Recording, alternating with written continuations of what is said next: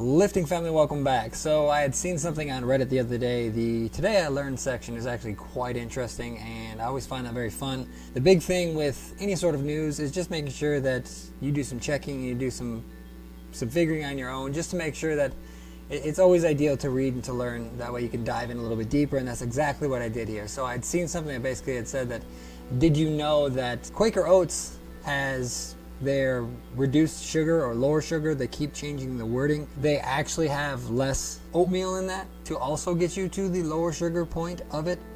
And so I didn't really, that just kind of seemed like one of those things of like, well, maybe I should check into this a little bit. So I went to my local Walmart and I had to do some like investigative journalism, to where I was kind of like quickly grabbing the items, because I was taking video of something super specific and I didn't really want someone to come up and ask me a bunch of questions.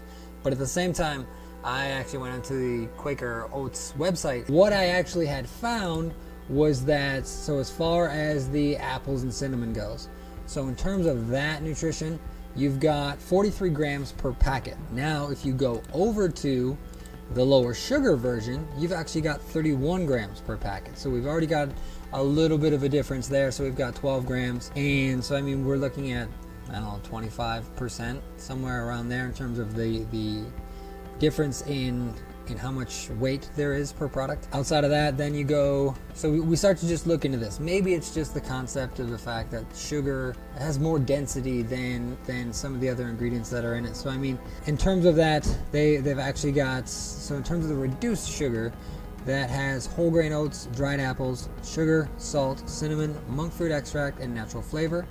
And then in terms of the regular apples and cinnamon, there's whole grain oats, sugar, dried apples, natural flavor, cinnamon, and salt. So one of the things that I wanted to check on real quick was to make sure that the density of monk fruit wasn't just way less than the density of sugar, making the weight be a bit different. But it was like a little over 12 for the monk fruit, and then it was like 12, a little over 12 and a half for sugar. So I mean, not much of a density difference there, to where you'd end up seeing a major difference in how it was flavored, or how much more or less product was used to then actually bring down the weight.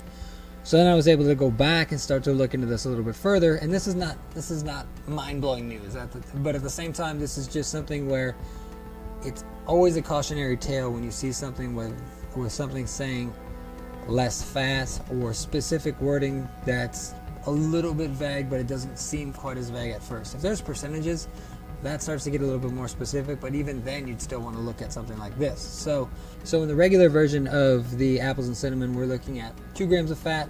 In the lower sugar version, we are looking at 1.5 grams of fat. So sugar and monk fruit both not having any fat content. That seems odd that would be reduced. And then in terms of the carbs being 33 in the regular version and then 23 in the lower sugar version, that's not too crazy as well, because they've also told us that the sugar content is going to be reduced in the lower sugar version. Now there's 11 grams of sugar in the regular version, and then there's 5 grams of sugar in the lower sugar version. So that's only a 6 gram difference, but yet we're looking at 10 grams of carbs overall. So again, another flag that kind of says, well, what's going on here? In the regular version, we've actually got dietary fiber at 4 grams. Lower version, dietary fiber is at 3 grams. Another one where monk fruit does not have, and if it does, it's in very minute amounts, fiber. I couldn't really find anything where monk fruit had any sort of like monk fruit extract had a nutritional component where it was actually breaking that down a decent bit.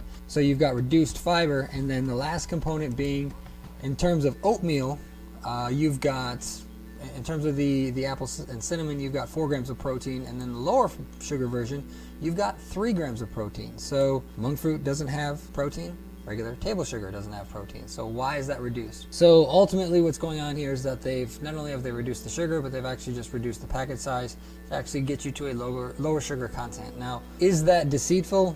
I would say yes, because that's, they're labeling it as such that they've helped you out by reducing the sugar content, but they've also helped themselves out by reducing the oatmeal content.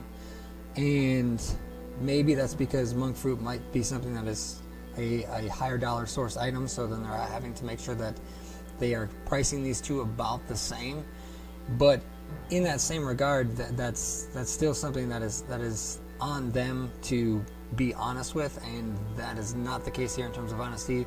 This just seems very deceitful. It seems like the StarKist tuna issue that was a few years ago, where StarKist had actually reduced the can size, but then they actually kept the label contents the same. And they got sued for quite a bit of money for that one.